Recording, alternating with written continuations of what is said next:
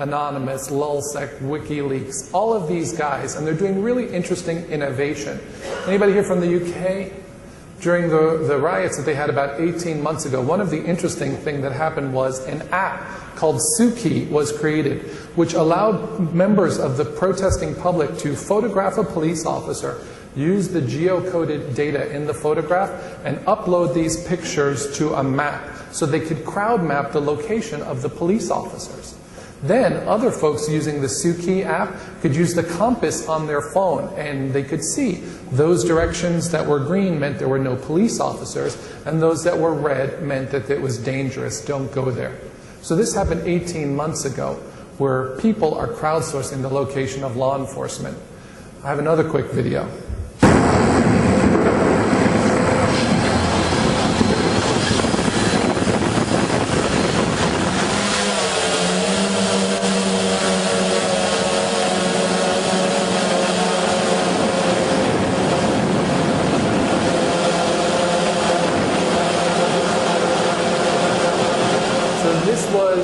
Protest, an Occupy protest in Warsaw, Poland, where the police were trying to control the protesters. And as the police were trying to control the protesters were flying their own drone with an HD camera so they could monitor the movements of police in real time.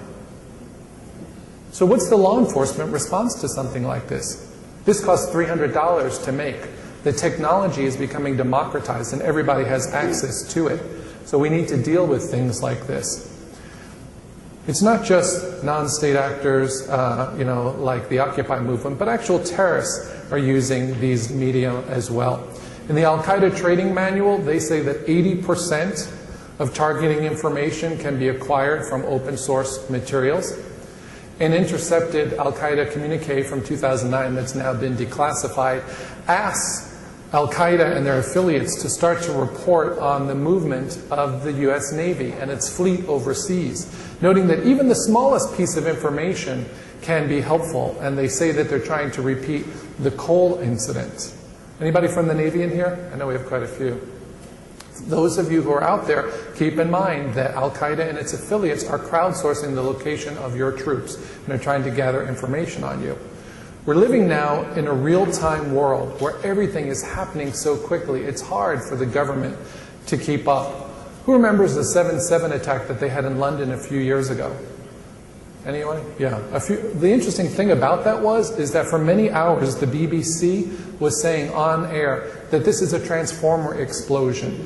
Yet when we did a retrospective investigation of that incident, 3 hours in, when the BBC was still saying it was a transformer explosion, the general public had uploaded 20,000 emails, 3,000 text messages, video, photographs to the BBC saying it's not a transformer explosion, it's a terrorist attack.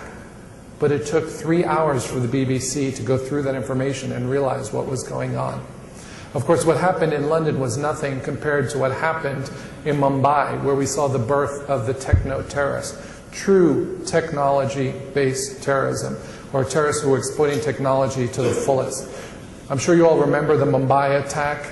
It lasted 60 hours. It was back in 2008, November. It left 172 people dead and 300 wounded from 31 countries.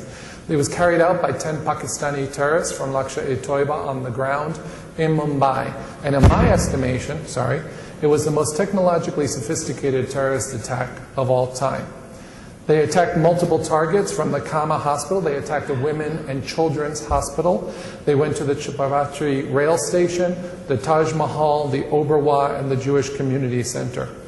One of the interesting things that the terrorists did is, after they landed in Mumbai on a boat that they had commandeered, they got in taxis and went all over the city. In each one of the taxis, they left a bomb behind, set on a different timer, so that randomly for the next day, bombs were going off all over Mumbai and people couldn't figure out what was going on. So they created a fog of war, which forced the Indian government to ground all taxis in Mumbai. If you've been to Mumbai, it's like New York. Taxis are the lifeblood of the city, and when they stop, everything in the city stops. These guys were heavily armed. They had Chinese AK-56 weapons, they were using grenades, they had Simtex, kilos of RDX that they were using, and so they were ready for battle. So while the Lashkar-e-Toiba terrorists were using AK-56, what were the Indian police armed with? Lathis, a 1-meter bamboo stick. Not all the Indian police, but the vast majority had nothing more than that. Some interesting political cartoons came out at the time talking about the difference in how the terrorists were armed and how the police were armed. The terrorists used satellite phones. They had Google Earth and satellite imagery. They were using Nokia and BlackBerry mobiles. They had night vision goggles, GPS, smartphone internet access. During the incident, the terrorists were accessing websites to see how this was playing out overseas, reading newspapers back in Pakistan and the UK during the incident. And they used a VoIP number for control. These are what some of the images look like. Some of them are a bit disturbing, so you can look away for a few minutes if you don't want to see them. This is the lone surviving terrorist. This is what they did to the railway station. They decimated it and left bodies in their wake. This incident, carried out by 10 men on the ground in India and about another 10 back in Pakistan, brought a city of 20 million people to its knees. The world watched. A small organized team, heavily armed, using technology, was able to create an immense damage in this city. How did they do it? The one innovation that I think was the most interesting is the terrorists created their own war room. They had a room set up, much like you would have at CENTCOM, SOCOM, any of these places, with a bunch of big screen TVs, where they watched in real time Al Jazeera, CNN, BBC, whatever it may be. And so as the press was reporting on the incident, the terrorists were operationalizing this data in real time. So for example, in one incident, a man was saying, "Oh yes, I'm trapped in room 554 here at the Taj Mahal Hotel, please send help." That went out live over the BBC. The terrorist war room back in Pakistan listened to it and then called the terrorists on the ground at the hotel on their Blackberries and said, "You have a man in room 557, go get him." So in real time, they were operationalizing open source data so that they could kill more people. They listened intently. During the 60-hour incident, I was able to listen to the intercepts from this case, and they had almost 20 hours that the terrorists were on their mobile phones on the ground throughout the attack with their control room. Almost 1/3 of the time they were connected to the head of this operation.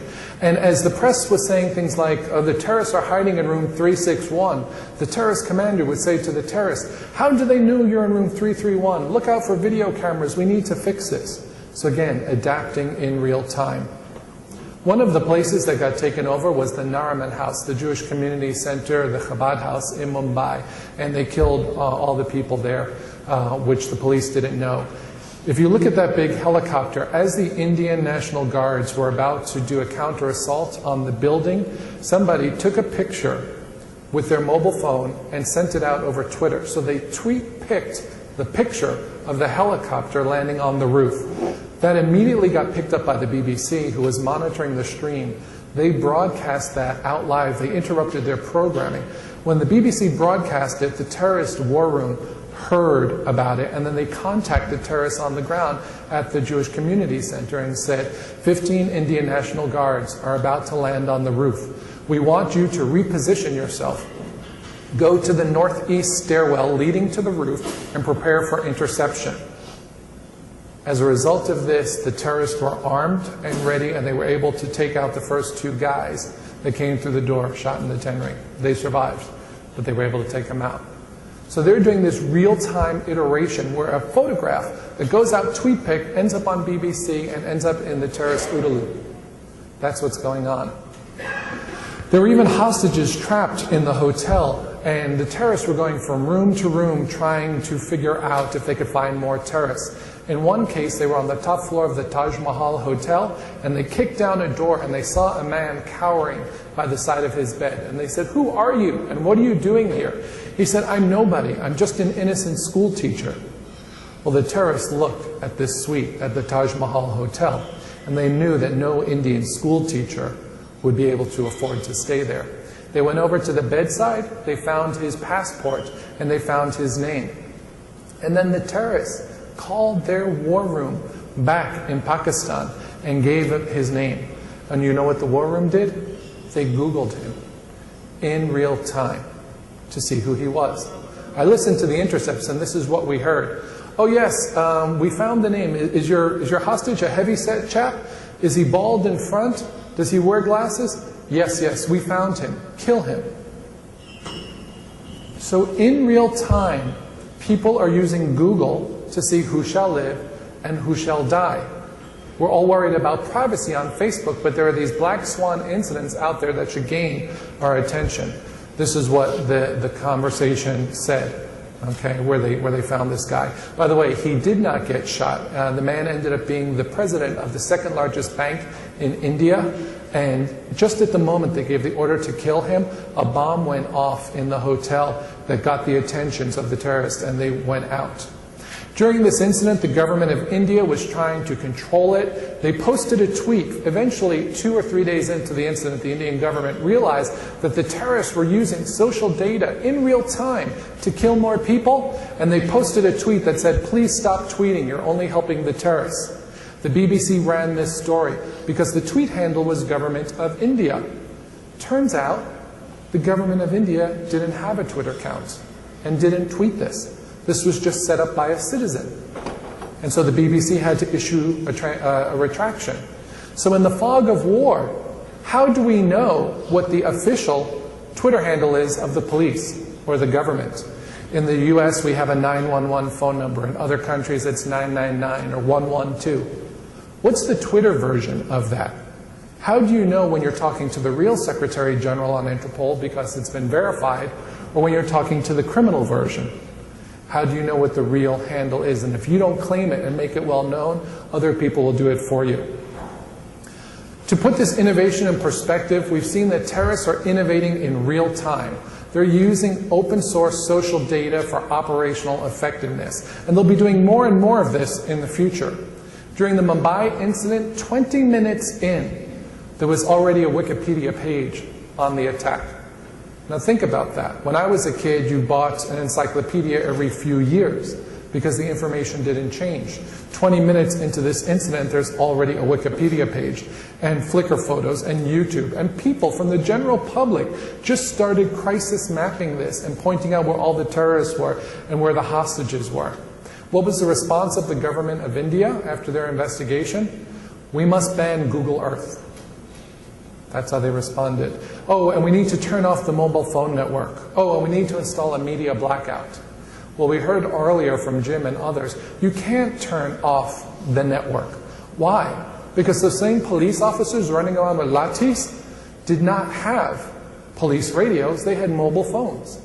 And so the public is also depending on this network. And in my investigation of this case, I was able to document at least 3 people whose lives were saved because while trapped in the hotel, they were able to call security officers, send for rescue parties, and get help. So when you turn off the network, you lose the ability of your hostages to communicate too. So what are the opportunities here for law enforcement, police, intelligence, military, government? The question is, how can we mine this data in real time? Because the criminals are already doing it.